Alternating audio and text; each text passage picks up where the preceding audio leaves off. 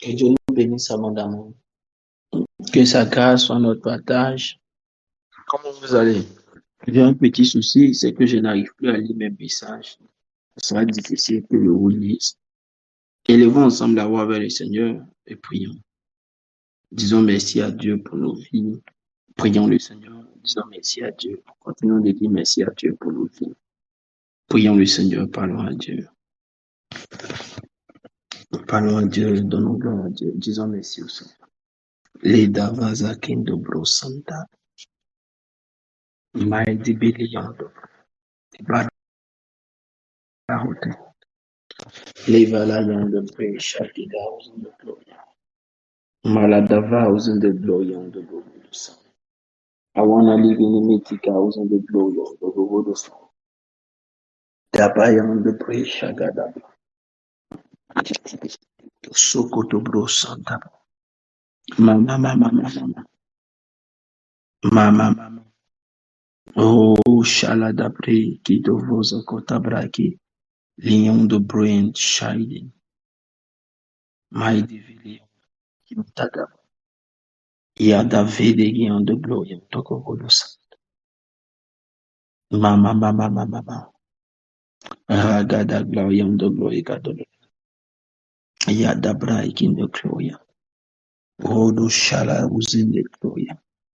Regada ve on the glory on the glory. On the glory on the gavas on the glory on the glory. Yanda baba. Yada vele on the glory on the glory on the glory of the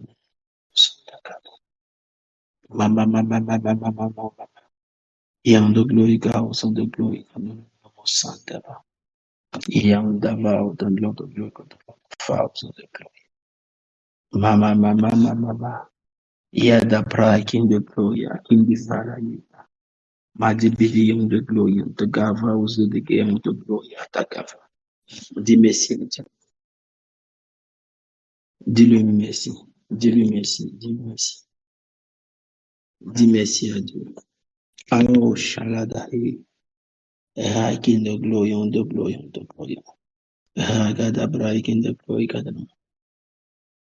Oh, soaking the gava house in the gava. We on the glory of the Santa. Marking the glory on the Gogodos. Yada break in the glory. Oh, soaking the blows on the blood, Gadam. Oh, the sound the glory in the house and the drink the prayer. I want the prayer on the glory in the house, the glory in the house.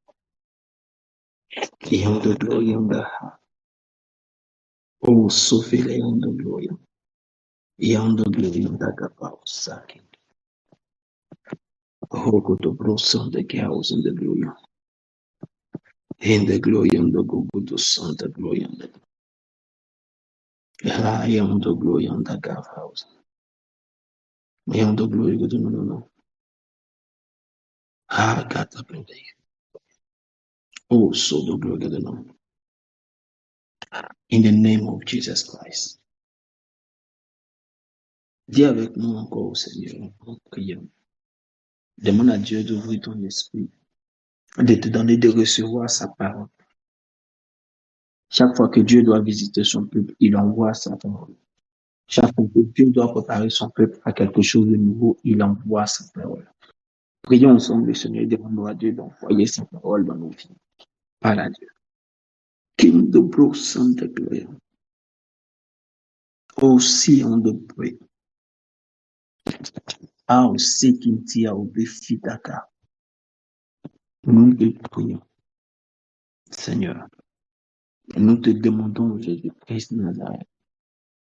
Nous te demandons, Jésus-Christ de Nazareth, de t'emmener grâce. Oh, notre Dieu, envoie-nous ta parole et qu'elle façonne notre logique. Envoie-nous ta parole et qu'elle modélise notre manière de voir à partir de Dieu. Envoie-nous ta parole afin qu'elle nous conduise, éternel. Afin qu'elle nous conduise dans tes pensées, dans tes profondeurs. Envoie-nous ta parole, qu'elle entre en nous, qu'elle pénètre en nous, et qu'elle nous donne une nouvelle logique, un nouveau départ, Seigneur éternel. Merci, Papa, parce que tu nous conduis sur les pas de ta parole. Tu nous donnes de marcher avec ta parole. Notre Dieu, béni sois-tu parce que tu le fais. Au nom de Jésus. Quelqu'un sera visité par l'esprit de la parole aujourd'hui même. La parole de Dieu nous fera beaucoup de bien. Quelqu'un peut dire Amen. Je voudrais que nous prions. Je vais demander à quelqu'un de faire la lecture. Quelqu'un peut faire la lecture. Marc chapitre 11 à partir du verset 12. Marc chapitre 11. Verset 12, 13. Et puis après, on va partir au verset 20. Ok, d'accord. Marc chapitre 11, versets 12 et 13. Le lendemain, après qu'il fut sorti de Béthanie, Jésus eut faim. Apercevant de loin un figuier qui avait des feuilles, il alla voir s'il trouverait quelque chose. Et, s'en étant approché, il ne trouva que des feuilles, car ce n'était pas la saison des figues. Verset 20, c'est ça? Le matin, en passant, les disciples virent le figuier séché jusqu'aux racines. Je continue. Oui. Pierre, se rappelant de ce qui s'était passé, dit à Jésus, Rabbi, regarde le figuier que tu as maudit à sécher. Jésus prit la parole et leur dit, ayez foi en Dieu. Je vous le dis en vérité, si Continue.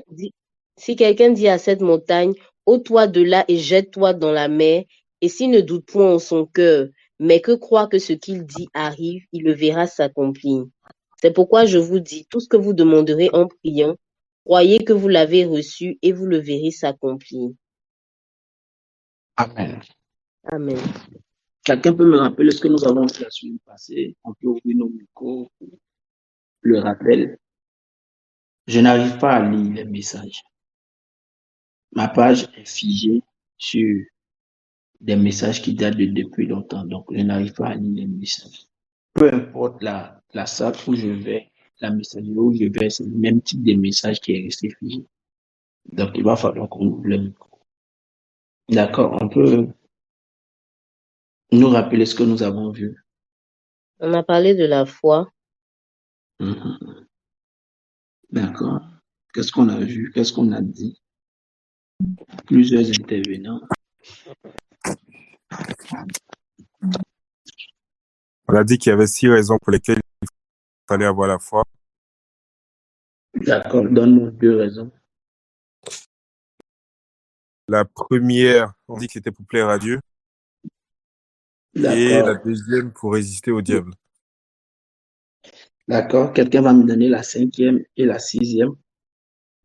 Dans tous les cas, je ne suis pas avec vous. Je suppose que les badges sont à côté de vous. Il faut juste lire. La 5e, c'était que ça permettait d'acquérir des choses dans le monde spirituel, que c'était une monnaie d'échange. Ça permettait d'acheter des promesses. Et la 6e, c'était que notre vie et notre futur directement de la foi. Comment?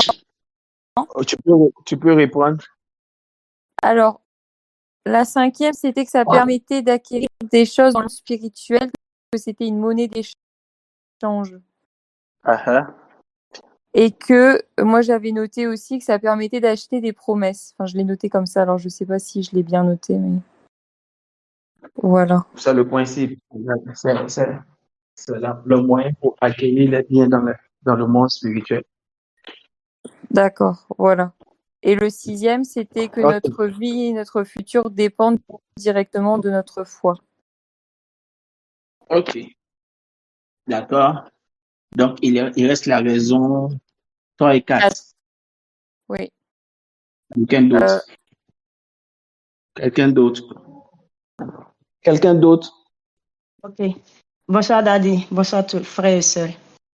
La troisième raison, on a dit que la foi est notre bouclier. D'accord. Mais Daddy, je voulais dire quelque chose. Bien avant de donner les 6 raisons, on avait parlé de la foi.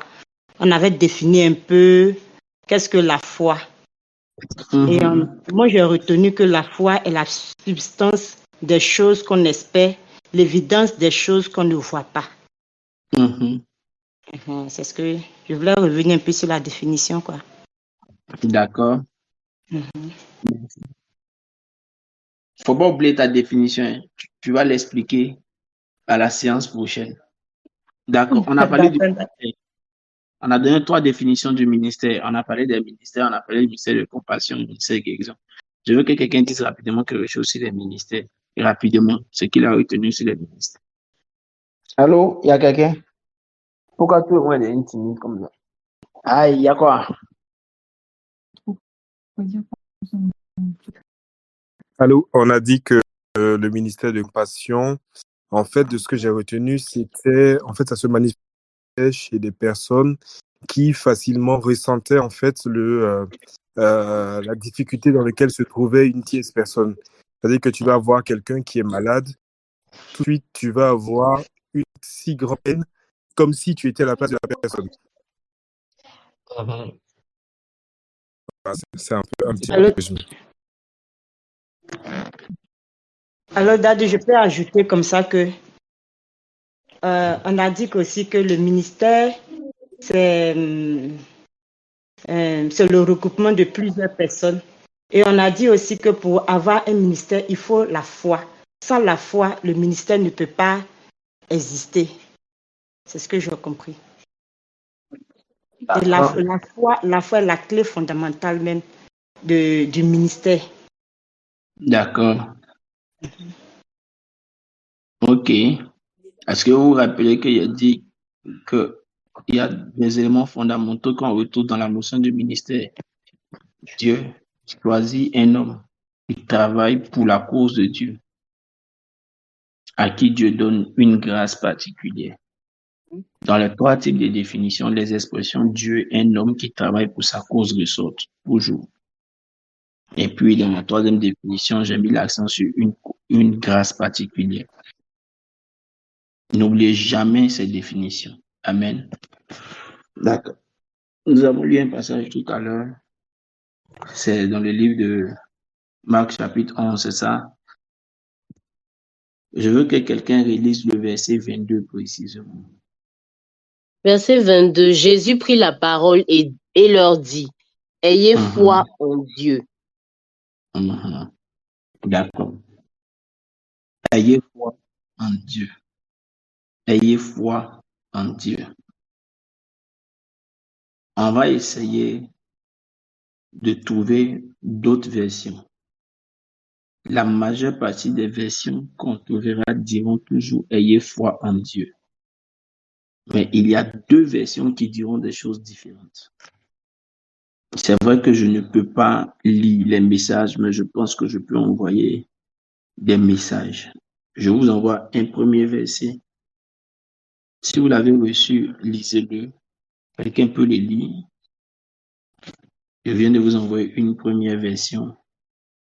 Est-ce que c'est arrivé? Pasteur Stéphanie, est-ce que tu peux voir pour lire le verset que j'ai envoyé? Oui, c'est arrivé. Mhm. Nouvelle Bible. Je sais pas. Jésus leur dit, ayez la foi de Dieu. Ok, Jésus leur dit quoi? Ayez la foi de Dieu. Ok. Ça nous ouvre un champ de réflexion. Et ce champ de réflexion s'étend autour de ces 2 définitions, de ces 2 expressions. La foi en Dieu et la foi de Dieu. Je vais envoyer une 3e définition, une autre définition. Tu peux la lire, s'il te plaît. Yeshua répondit et leur dit, adhérez à Elohim. Quelle version? Chouaki. André Chouaki. Ok. Aujourd'hui, on va parler un peu plus en profondeur sur la foi. Quelqu'un est prêt à ce qu'on école.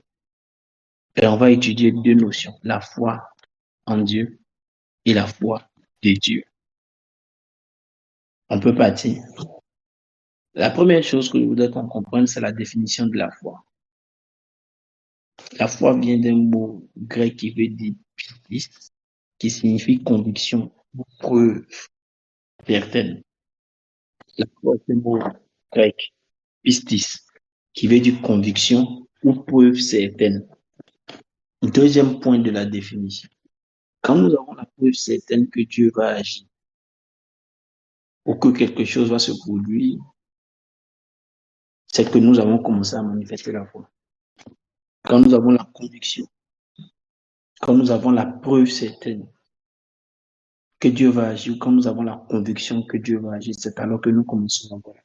Donc, chaque fois qu'il y a une situation, pour savoir si nous avons la foi, nous devons nous poser la question, est-ce que j'ai la preuve certaine que Dieu agira?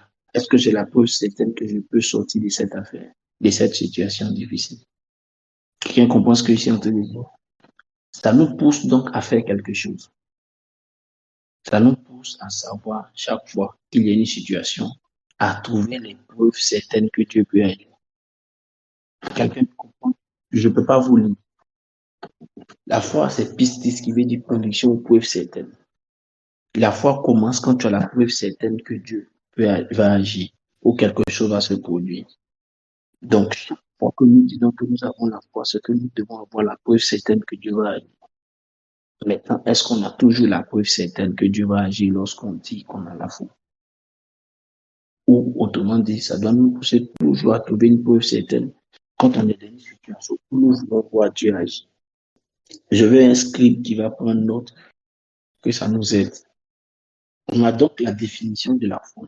On va commencer à parler de la différence entre la foi en Dieu et la foi de Dieu. La foi, c'est avoir la conviction ou la preuve certaine que Dieu va agir. C'est quoi la différence entre la foi en Dieu et la foi de Dieu? Pourquoi les deux ont écrit? Un groupe a écrit la foi en Dieu et on traduit ce que Jésus a dit, la foi de Dieu. Et la version chouratique est l'une des versions les plus proches, mais vraiment plus proche après celle qu'on appelle la Vulgate, a dit adhérer à Elohim. Adhérer à Elohim, c'est voyez comme Elohim. Intégrer le système de pensée d'Elohim par rapport à ça. Chaque fois que beaucoup d'entre nous n'ont pas forcément accès à la Chouraki, mais qui est une très très bonne Bible, chaque fois que vous verrez le mot adhésion dans le livre, dans la Bible de Chouraki, c'est qu'il est en train de parler de foi. Donc, Chouraki élève plus le niveau en termes de foi en disant que la foi, c'est carrément entrer dans la manière de penser de Dieu. C'est pourquoi, de lui, on peut l'associer à ceux qui disent la foi de Dieu, c'est-à-dire entrer dans la manière de penser de Dieu. Et comme dans la manière de penser de Dieu, il n'y a pas d'impossibilité, donc c'est que ça, Dieu va agir. Voilà comment André Chouraki voit les choses. La différence entre la foi de Dieu et la foi en Dieu. La première chose qu'il faut savoir, c'est que la foi en Dieu est la foi qui nous sauve. C'est la première chose à comprendre. La foi en Dieu est la foi qui nous sauve.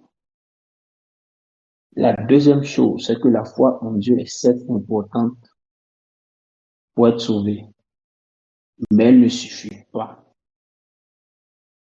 lorsqu'il est question de vaincre et de surmonter les situations de l'adversité.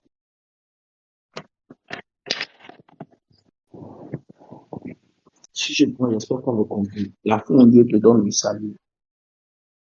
Mais tu as plus quoi en Jésus pour avoir le salut. Et puis quand tu as des situations, on te dit, mais pourquoi tu n'as pas la foi?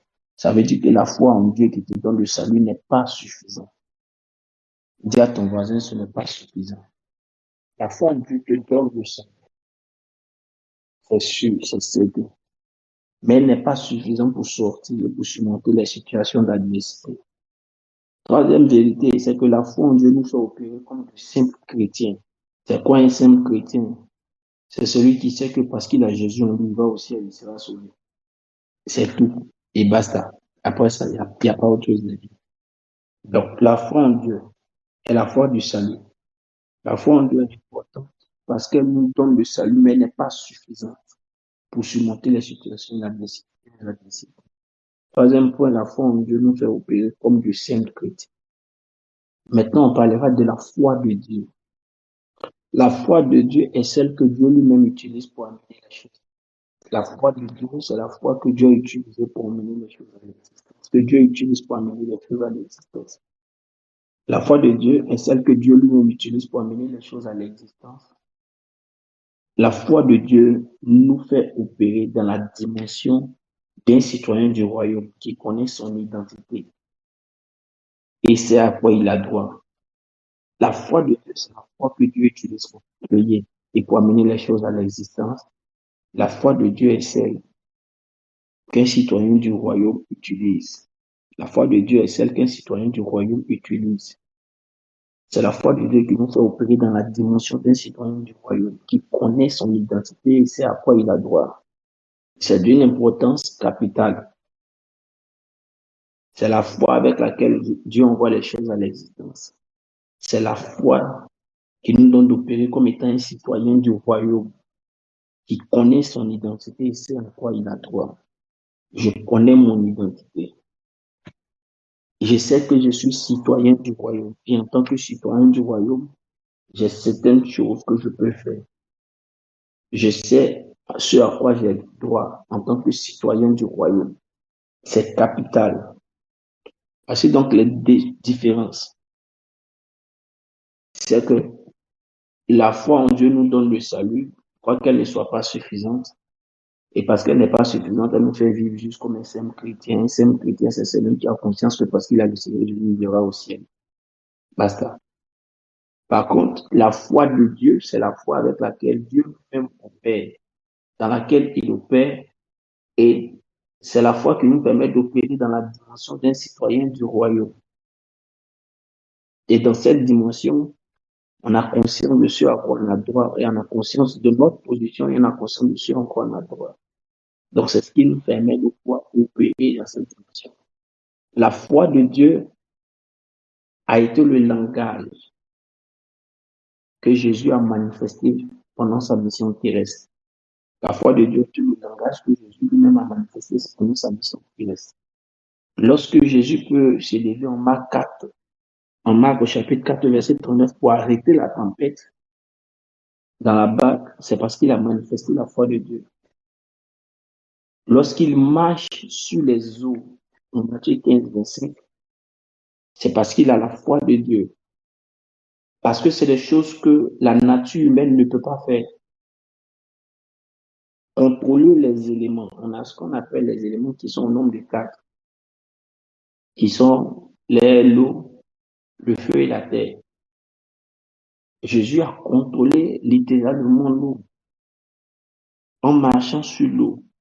Il a contrôlé l'eau et l'air en neutralisant la tempête. C'est par la foi de Dieu que Jésus a fait ça.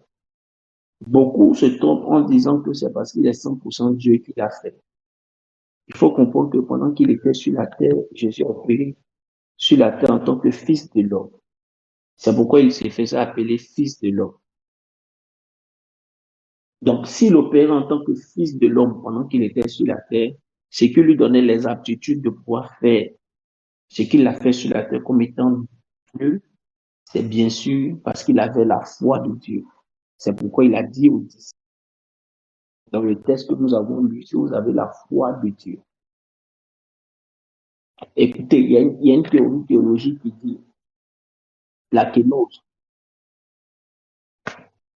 Cette théorie dit qu'il a renoncé à tous ses attributs. Je crois que c'est Philippiens ou Colossiens qui dit qu'il n'a point regardé à son égalité avec Dieu. Il n'a point regardé à son égalité avec Dieu. Il s'est humilié jusqu'à la mort, même jusqu'à la mort à la croix. Donc, la première mort dont il est question, c'est qu'il est devenu humain. Il n'a point regardé à son égalité avec Dieu. Il a quitté la nature divine. Il est entré dans la nature humaine. C'est qu'on dit c'est humilié jusqu'à la mort. Et plus tard, dit encore, jusqu'à la mort à la croix, c'est-à-dire la mort de celui qui est maudit, qui est damné. Donc, ne croyons pas que pendant qu'il était sur la terre, certes, il était 100% homme et 100% Dieu, mais il avait renoncé à cette nature-là. Il avait laissé de l'autre côté. Donc, tout ce qu'il a fait, c'est pas parce qu'il était Dieu quand il le faisait, c'est parce qu'il avait la foi de Dieu. Troisième chose importante à comprendre, c'est que s'il l'a fait, il nous promet que nous pouvons le faire. C'est ce qui est merveilleux. Tu peux acclamer là où tu es. Si Jésus l'a fait, il nous promet que nous pouvons le faire. Comme Jésus, nous pouvons opérer avec la foi de Dieu. Si lui l'a fait, c'est que nous pouvons le faire. Il le dit lui-même en Jean 14, verset 12. Il dit, en vérité, je vous dis, celui qui croit en moi fera aussi les œuvres que je fais et il en fera de plus grandes parce que je m'en vais au Père. Non, c'est merveilleux. Pourquoi? Parce qu'il nous a ouvert la porte de la foi. Il nous a ouvert la porte de deux grandes choses. Ce n'est pas le lieu d'en parler. Je brosse et puis je continue. Et lui, il a opéré avec la nature de fils du royaume. Tous ceux qui sont venus avec lui n'ont pas opéré avec la nature de fils du royaume. Tous les prophètes qui ont opéré avant Jésus n'ont pas opéré avec la nature du fils du royaume. Ils ont opéré avec la nature de créature et de fils choisis par la lignée d'Abraham. Voilà. Mais lui, Jésus, il a opéré avec la nature de fils du royaume. Et il nous montre la foi en Dieu, les œuvres qu'elle peut produire. Et il dit, ceux qui sont avec moi, ceux qui croient en moi en vérité, feront les choses que je fais. Ils feront de plus grandes. Il dit pourquoi? Il dit parce que je m'en vais au Père. Tu t'en vas au Père, en quoi ça a à voir avec le fait qu'on puisse faire? Il dit, foi de Dieu, vous pouvez déjà faire. Mais il y a quelque chose de plus grand encore qui se fera. On dit pourquoi? Il dit, vous avez déjà de la foi en Dieu que j'ai. Si vous suivez ce que vous pouvez faire, mais encore, je vais au Père. Et comme je vais au Père, je vous enverrai le consolateur, en fait. Donc, la nature de l'Esprit, la nature de Dieu, par l'Esprit de Dieu, viendra sur nous pour qu'on soit comme lui. Donc, et tu as la foi de Dieu. Deux, tu as le Saint-Esprit, la nature divine. Du coup, il dit, tu feras ce qu'il a fait, tu feras de plus grandes choses. Dis Amen. Je veux entendre ton Amen. Dis Amen. Jean 14, 12. C'est un verset que je veux que vous reteniez. Dans les devoirs, il y a des versets clés que je veux voir. Je vous donne un pédia. Écrivez-le, ne l'oubliez pas. Nous pouvons opérer sur la terre comme Jésus a lui-même opéré sur terre. La clé pour le faire, c'est Jean 14, 12. N'oublions pas, la définition que nous avons donnée, c'est les preuves évidentes. Vous vous rappelez, la définition de la foi, on a dit, c'est les preuves certaines. Donc, nous avons la foi quand nous avons les preuves certaines. Et ici, quelle est la preuve certaine que nous avons? C'est que Jésus l'a dit en Jean 14, verset 12. Nous pouvons opérer sur terre comme Jésus a lui-même opéré sur terre. Pourquoi et comment? À cause de la preuve certaine. Qui est quoi? Qui est Jean 14, 12. Il ne mentira pas. Si nous avons la foi de Dieu, nous le ferons. Et en plus de cela, nous avons la nature de Dieu, le Saint-Esprit. Écoutez-moi, c'est important. Je vous montre des exemples de la foi. Hébreux 11, 19. Hébreux 11, 19. On peut lire pour moi. Si nous voulons vivre une vie de victoire, nous ne la vivons que par la foi. Si nous voulons vivre une vie de victoire, nous la vivons que par la foi. Notez ça. Et la clé de notre victoire, c'est que nous arrivons à démontrer ce que Dieu va faire. Notez. Si nous voulons vivre une vie de victoire, nous la vivons par la foi. Et la clé de notre victoire, c'est que nous arrivions à démontrer ce que Dieu va faire. Et c'est ce que Abraham a toujours fait. Quelqu'un lit rapidement Hébreux 11, 19. Va nous bien expliquer ce que je viens de dire. Il pensait que Dieu est puissant, même pour ressusciter les morts. Aussi, on est en train de parler d'Abraham. On est en train de parler d'Abraham quand il était question de donner son fils et tout. Oui. Il pensait que Dieu est puissant même pour ressusciter les morts. Aussi le recouvra-t-il par une sorte de résurrection. Il pensait que Dieu est puissant même pour ressusciter les morts. Aussi le recouvra-t-il par une sorte de résurrection. Qu'est-ce qu'Abraham est en train de faire? Ou bien qu'est-ce que Hébreu dit concernant Abraham? Concernant Abraham, quand Dieu a dit à Abraham, donne-moi ton fils Isaac, dans la logique d'Abraham, c'est que Dieu est capable de ressusciter les morts. Et il savait dans son esprit que Dieu était capable de ressusciter les morts. Alors dans son esprit, il s'est dit, Dieu va créer une résurrection pour lui redonner son enfant. Donc, il n'a pas vu le facteur que son fils va mourir et qu'il va perdre son fils. Pour lui, ce n'était pas possible qu'il perde son fils. Pour lui, Dieu était capable de ressusciter son fils. Et même que Dieu allait ressusciter son fils pour lui donner. Donc, lui, où il partait tuer son fils, il voulait juste démontrer à Dieu qu'il voulait lui obéir, mais il savait que Dieu allait ressusciter son fils pour lui donner. Waouh! Regardez ce que la version Martin dit. La version Martin dit ceci. Luc 19. Que disent? Hébreux 11, 19. Ayant estimé que Dieu ne pouvait même ressusciter d'entre les morts, c'est pourquoi aussi il le recouvra à une espèce de résurrection. Martin est en train de nous dire quoi? Martin est en train de dire que parce que Abraham a cru que Dieu pouvait ressusciter les morts, que c'est par une forme de résurrection que Dieu a permis qu'il ait son fils. Pourquoi? Parce que c'est comme si Dieu a laissé qu'il tue son fils. Et puis Dieu lui a dit, bon, je te donne quelqu'un d'autre. Il est arrivé jusqu'à être prêt à tuer son fils. Il est arrivé jusqu'à être prêt de tuer son fils. Et puis Dieu lui a dit, non, ne fais pas. Et quand Dieu a dit, ne fais pas, Dieu lui a donné un animal pour le remplacer. Je vais envoyer le verset de Martin. Il continue encore. La version d'Arby. La version d'Arby dit, ayant estimé que Dieu pouvait le ressusciter même d'entre les morts, tout aussi en figure il le reçut. Comme il a pensé dans son esprit que Dieu pouvait le ressusciter entre les morts, alors Dieu, effectivement, il a dit, bon, ne le tue donc pas, je te donne un animal pour le remplacer. C'était comme si, dans sa tête, l'enfant était déjà mort, en partant avec lui. Et puis Dieu crée une opportunité pour lui dire, ok, tu l'as tué déjà dans ton esprit, je le ressuscite, toi.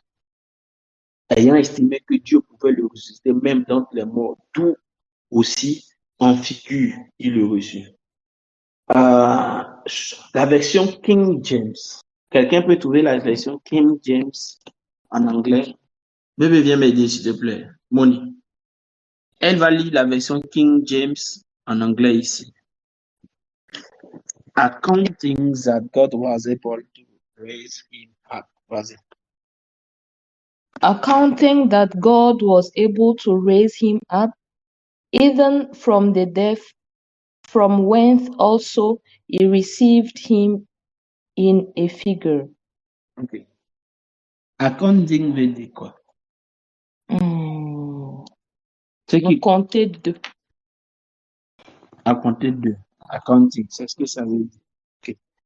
Le mot grec ici qui a été placé pour accounting en anglais, qui a été remplacé, c'est logizomai, qui signifie compter, décompter, calculer, déduire.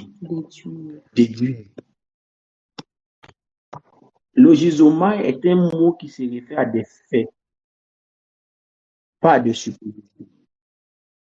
Donc, dans l'esprit d'Abraham, il s'est donné déjà des faits.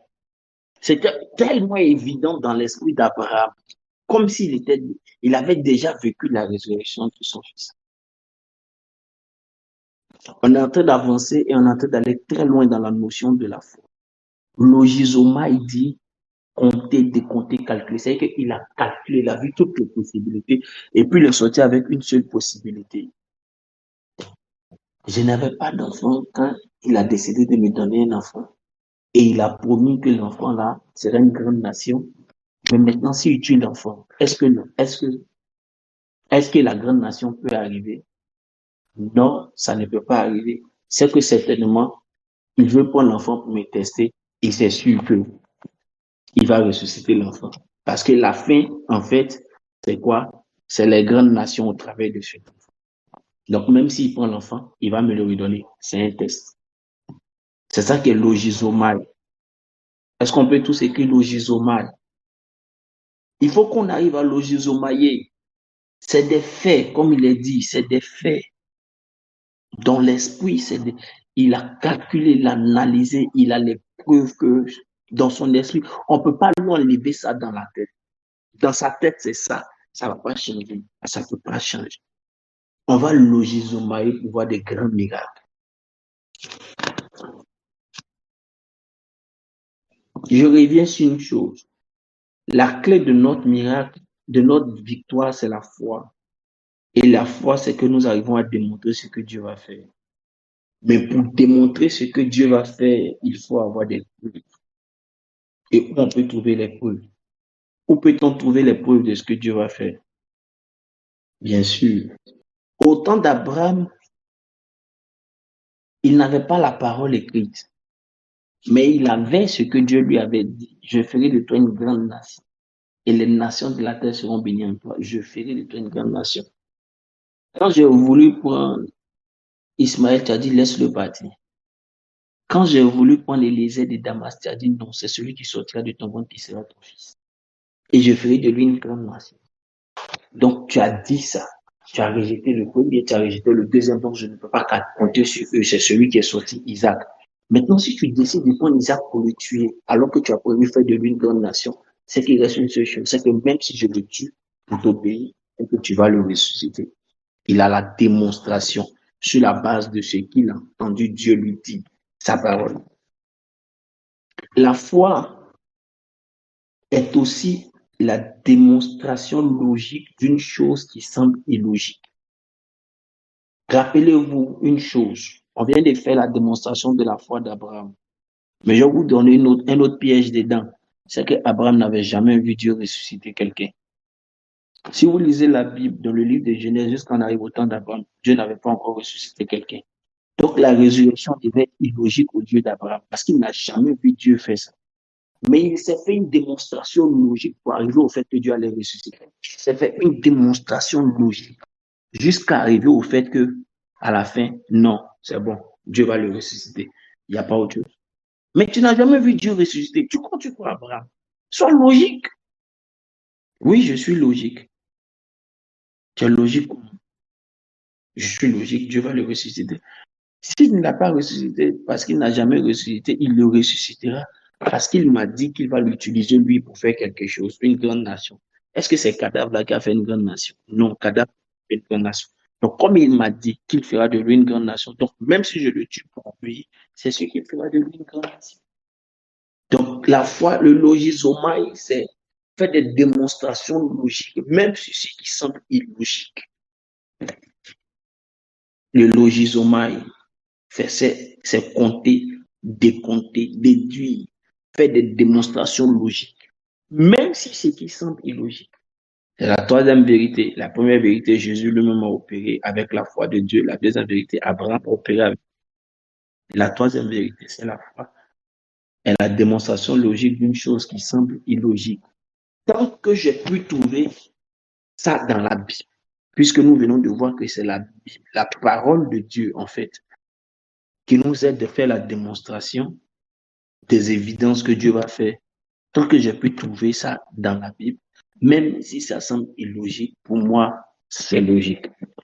Et Dieu va faire. C'est pourquoi Dieu ne voulait pas que j'enseigne sur la foi jusqu'à un certain passé. Parce que la foi, quand les bonnes bases ne sont pas placées, beaucoup de personnes peuvent faire des choses avec la foi. Et je vous assure. Or, la foi, Hébreux 11:1 dit, on est en train de démontrer la démonstration logique d'une chose qui semble illogique.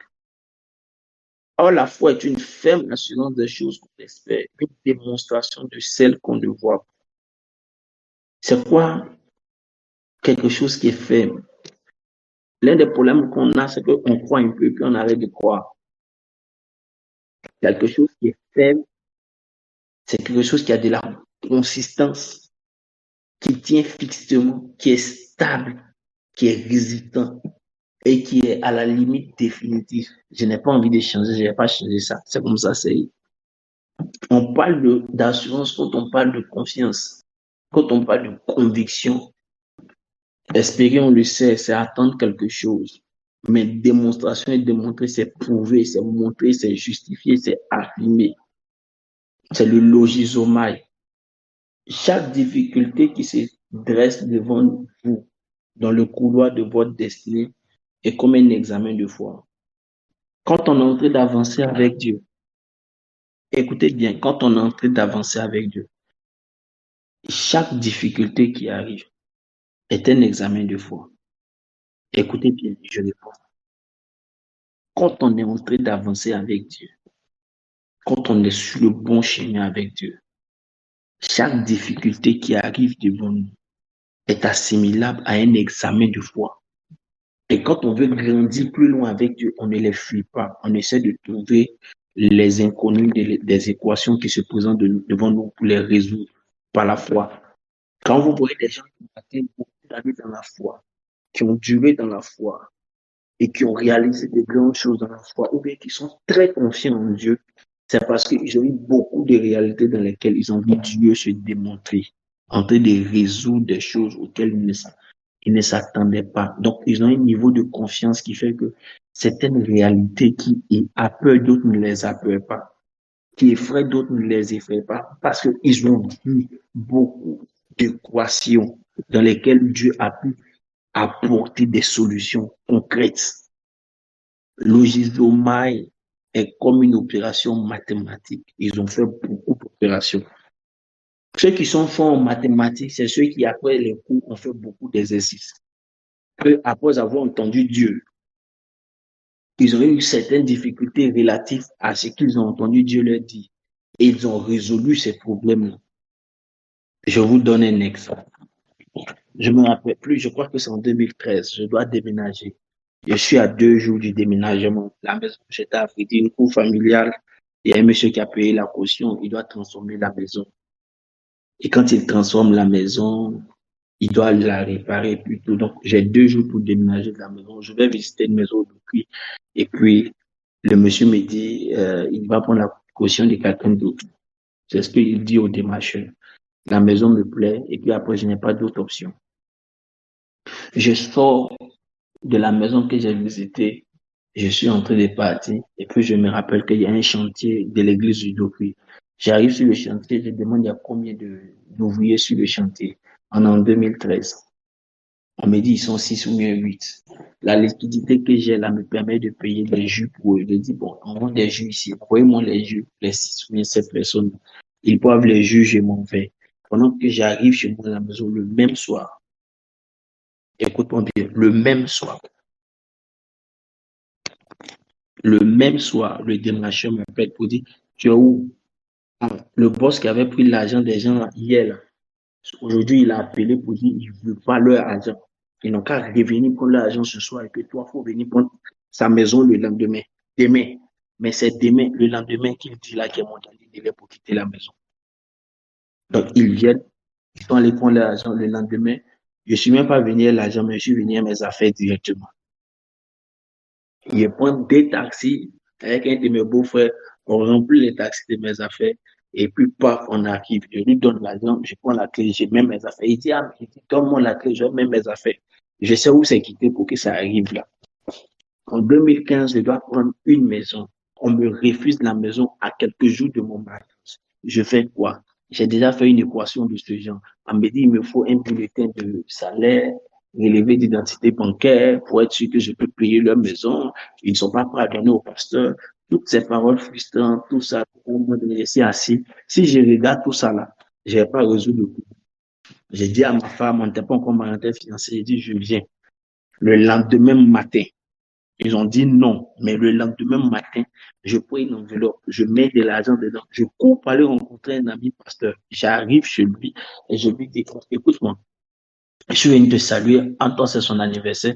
Il dit, ah, mais c'est comment ton mariage? Il dit, c'est un bon jour. Il dit, je suis venu te faire une offrande. Il dit, mais il y a quoi? Mais toi, tu te maries, c'est nous qui devons te donner l'argent, c'est toi qui viens nous aider. Il faut laisser ton discours là. On n'est pas en train de faire quelque chose de logique. La logique, c'est que je me marie, c'est à moi qu'on va donner l'argent.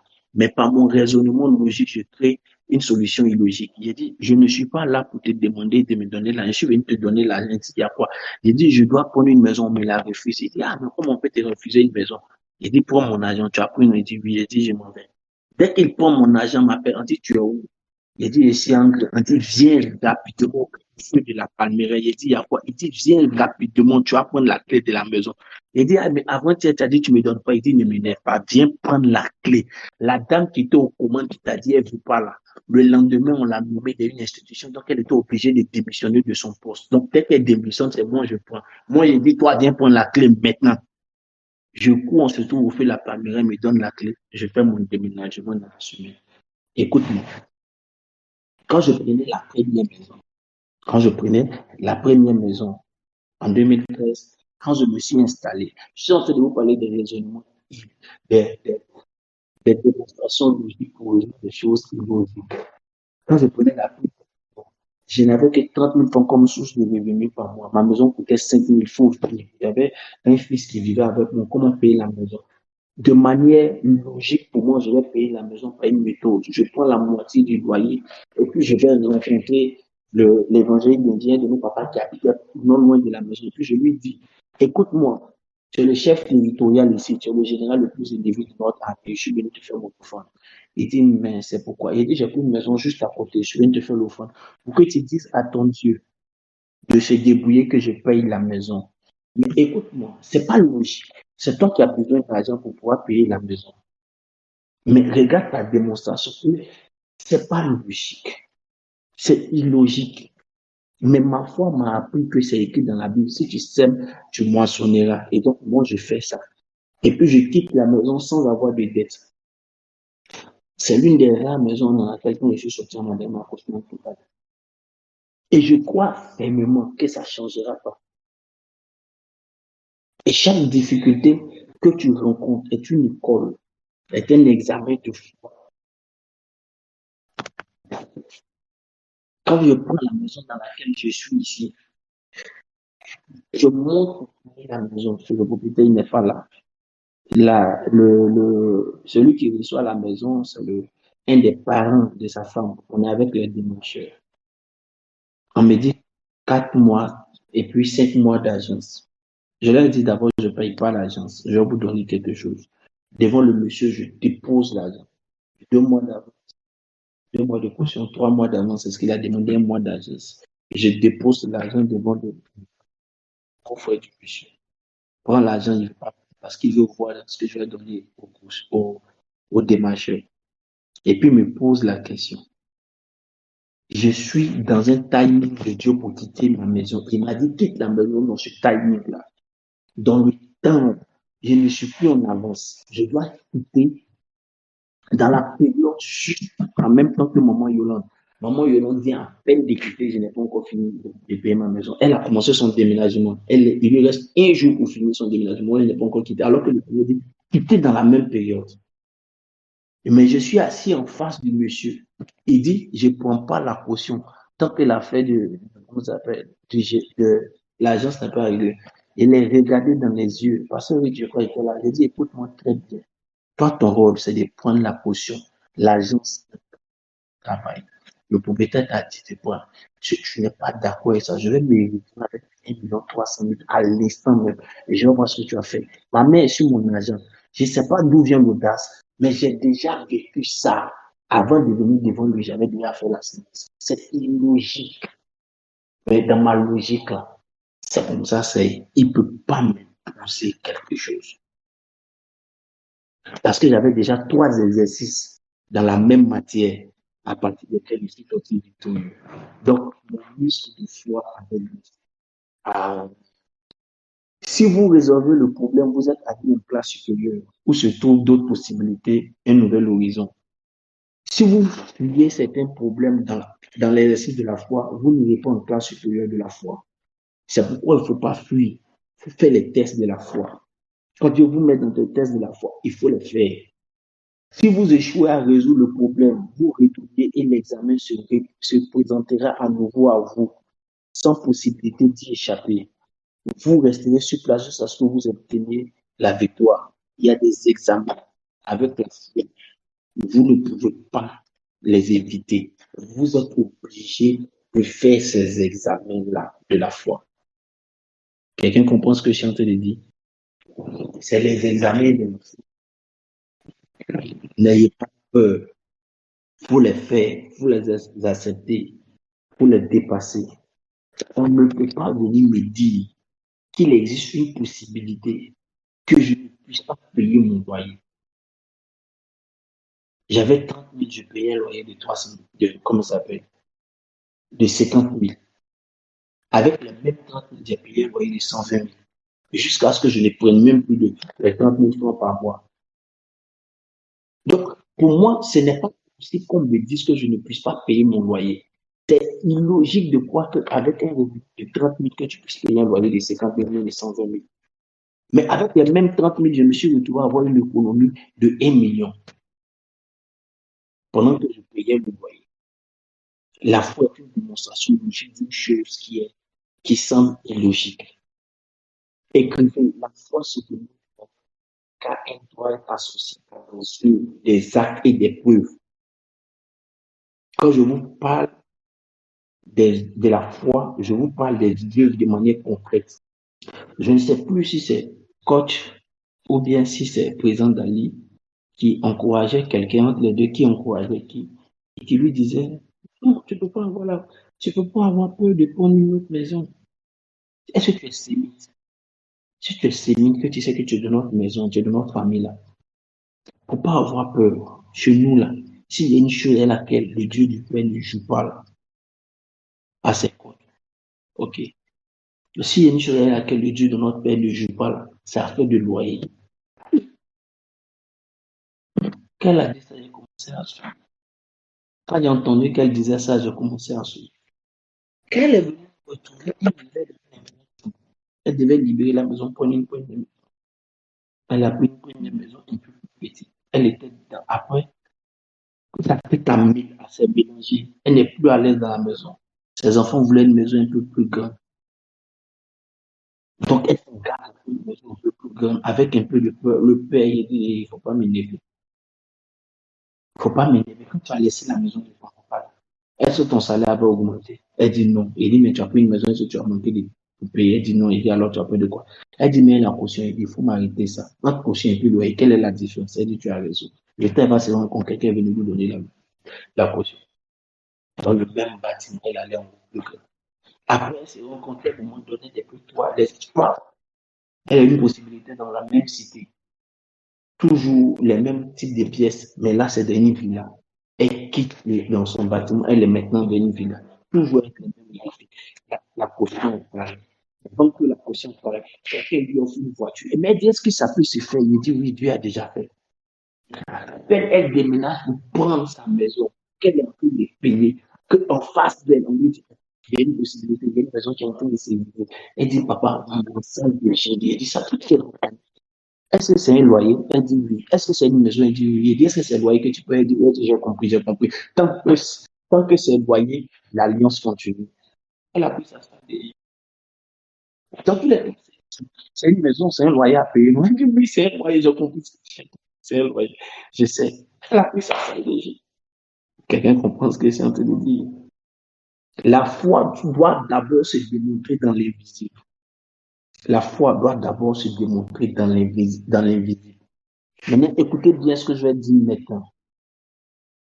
Comme les démonstrations mathématiques se font par des théorèmes et des axiomes, la démonstration de votre foi se fait sur la base des vérités bibliques que vous connaissez, sur la base de la parole que Dieu vous a donnée. Comme les démonstrations mathématiques. Et je vois ça. Je te respecte. Je te respecte, mon ordinateur. Je t'aime, je te respecte. Tu m'as rendu beaucoup de services. Mais doucement.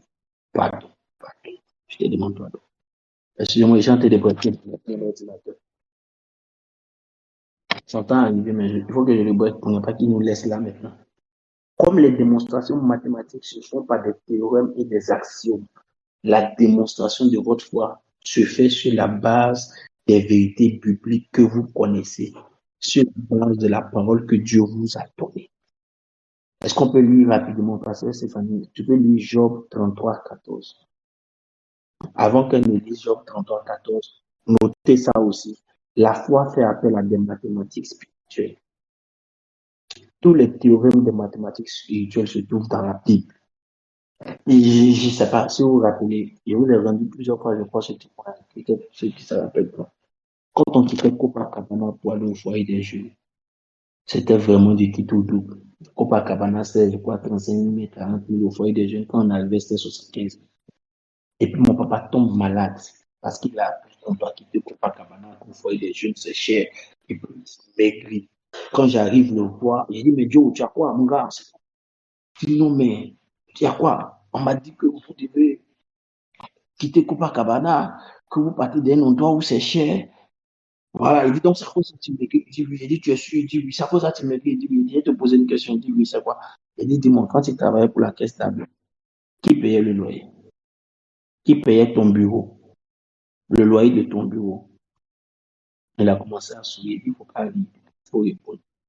Il dit, c'est la caisse table. Il dit, si la caisse table t'affecte, le nouveau endroit où on t'envoie qui paye. Il dit, c'est le bureau de la caisse table, donc c'est la caisse table qui paye. Il dit, donc, quel est le souci? Il a ri jusqu'à. Il dit, on ne peut même pas s'inquiéter pour toi. Il dit, mais pourquoi tu es inquiété pour moi? Tu es inquiété pour la question du loyer. C'est comme si tu t'inquiètes pour Dieu. C'est pas mon bureau, c'est son bureau. J'ai des théorèmes bibliques. Je peux vous donner les théorèmes. Je peux vous donner les théorèmes bibliques sur lesquels je me suis appuyé. Quelqu'un veut savoir? C'est dommage, je n'arrive pas à vous lire. Un jour, la Bible dit, Matthieu 6, 33, cherchez premièrement le royaume de Dieu et sa justice, et toutes choses vous seront données par lui.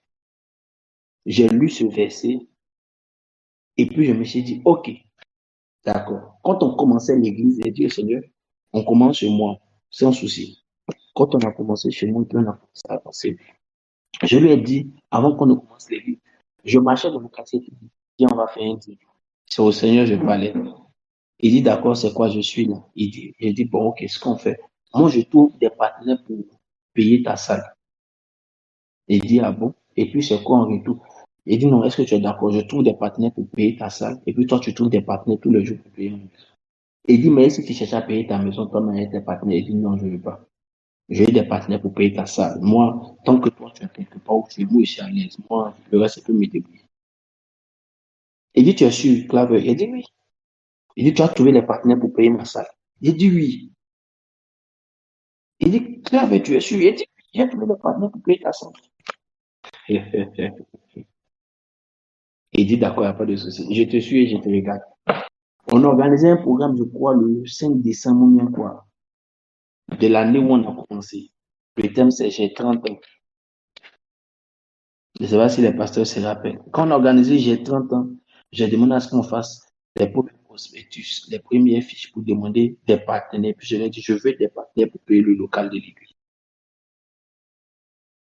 C'est à j'ai 30 ans, j'ai fait les premiers appels pour avoir des partenaires pour payer le local de l'église. Et puis d'autres se sont levés, d'autres ont donné 5 000, d'autres ont donné 10 000 pour nous aider. Et puis il dit, donc tu as fait ça. Il dit, oui. Il dit, mais toi-même, tu payes ta maison pour moi. Il dit, je ne sais pas, mais moi, je préfère que toi, ta maison soit en sécurité. C'est ça, d'autres profitent aujourd'hui de la grâce. C'est des théorèmes. Et je me suis appuyé, cette mathématique biblique-là, je me suis appuyé sur quelque chose, sur Matthieu 6, 33. Et j'ai vu les résultats. À côté de cela, il y a beaucoup de choses. Comme je disais, je estimais par exemple la moitié de mon loyer pour pouvoir ne pas avoir de problème pour payer le loyer. Je me rappelle quand on s'est marié, la maison qu'on a prise, c'était par prophétie du prophète, l'apôtre Kubo. Par prophétie, on a eu la maison. Et tante Monique, cette dame-là, ma fille-là, elle a dit c'est ça là, elle veut pour nous. Elle a lutté quand la prophétie est venue dans la semaine pour dire vous allez avoir votre maison. On a eu la maison, on s'est engagé, on a eu la maison. Quand on s'est marié, ma femme et moi, on allait sous la pluie voir le prophète, on allait lui faire une offrande. Mais chaque fois, c'est des théorèmes qu'on a utilisés pour avoir la foi. Aujourd'hui, on n'a pas besoin, il y a des mécanismes qu'on fait pas. Je montrer un truc à Yann.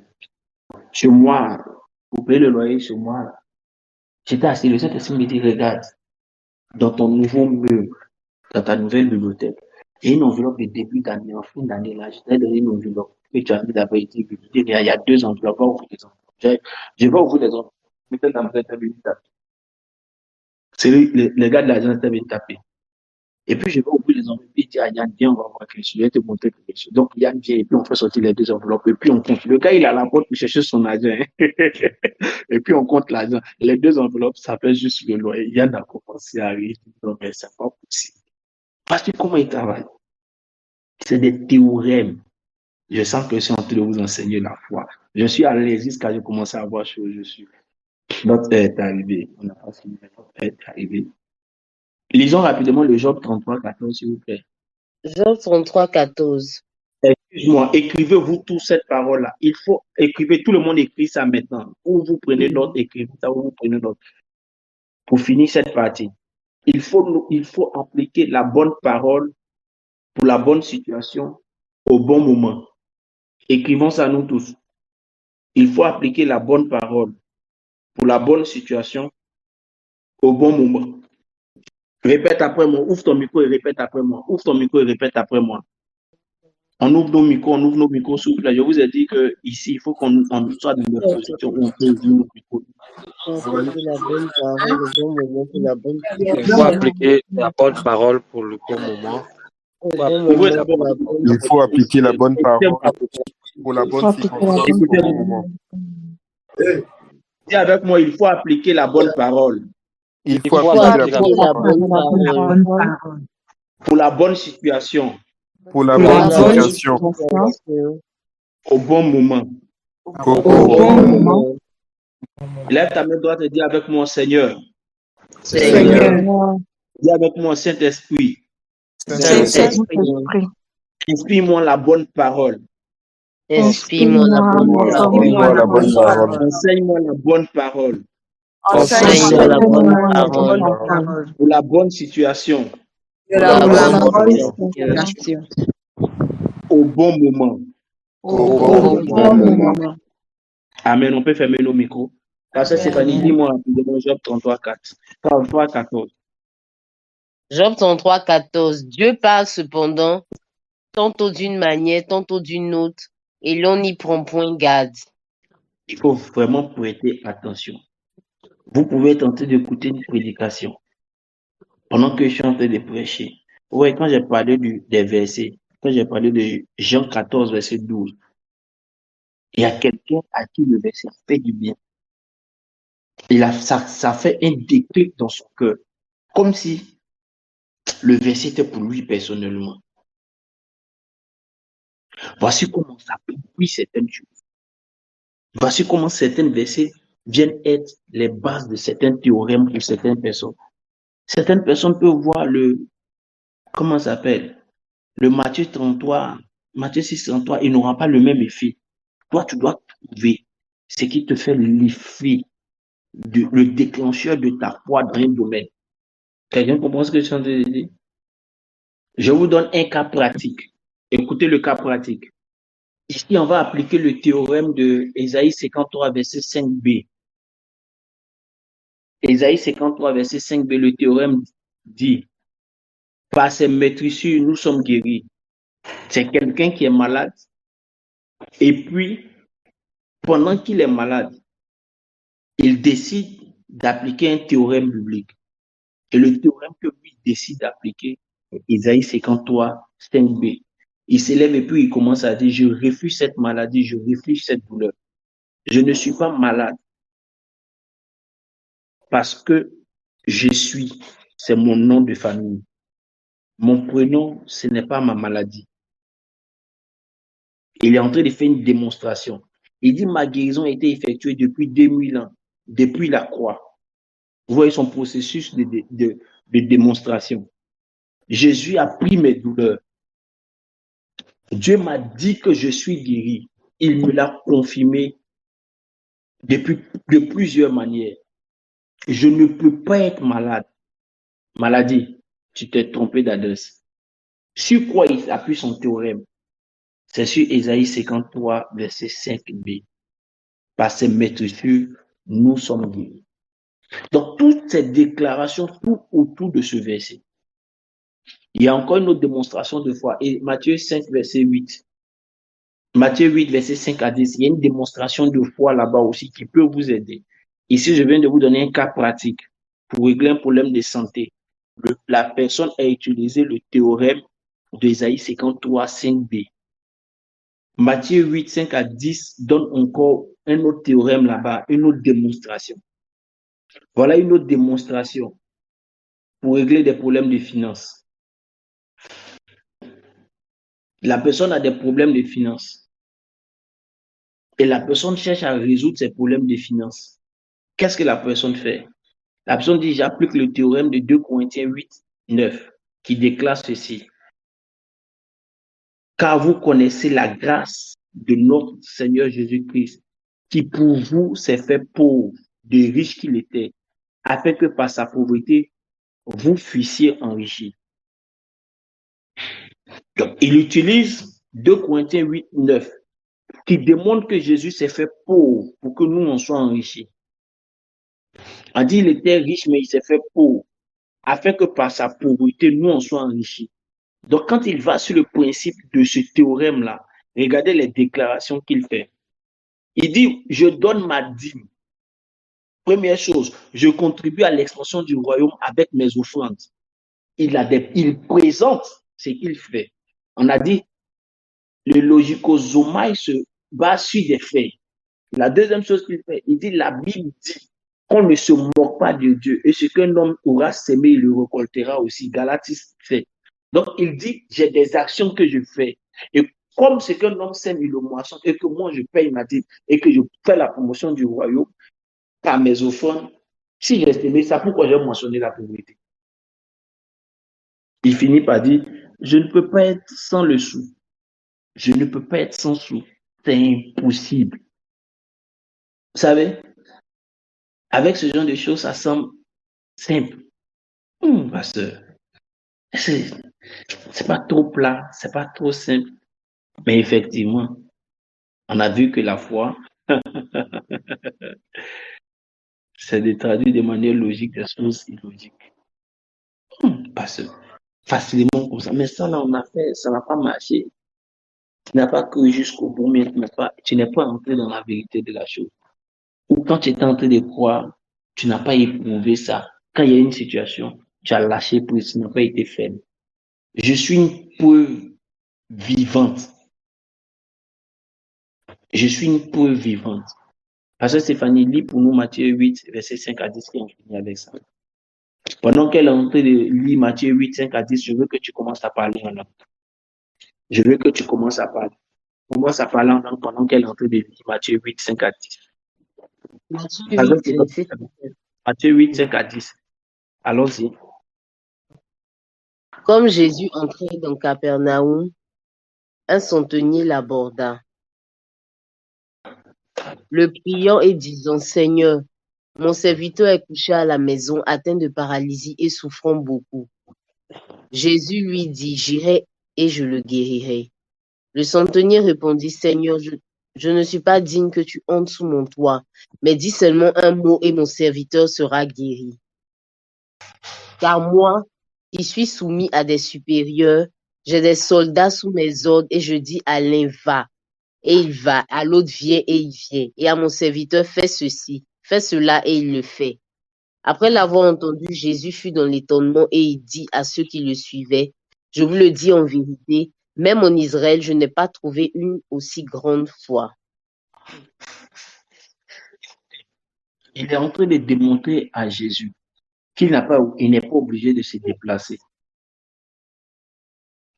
Les gens ont vu Jésus guéri, soit par imposition de main ou par déclaration avec des personnes qui étaient juste à côté.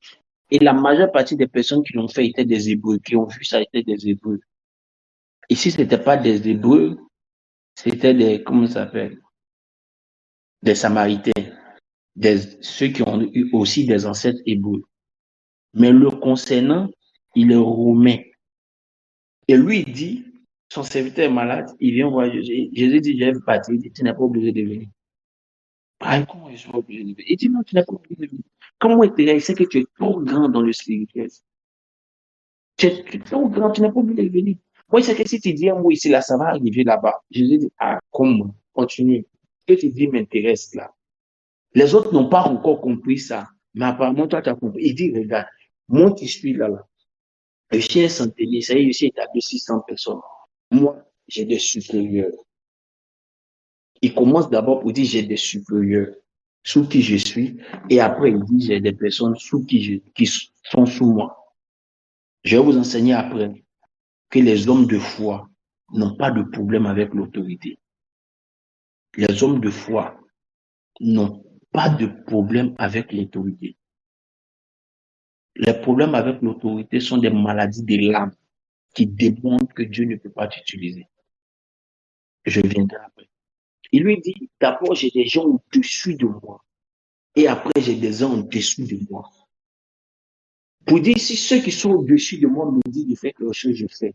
Et c'est comme pour dire, c'est pourquoi si ceux qui sont en bas de moi, quand je leur dis de faire quelque chose, qu'ils ne font pas, ils peuvent avoir quelque chose.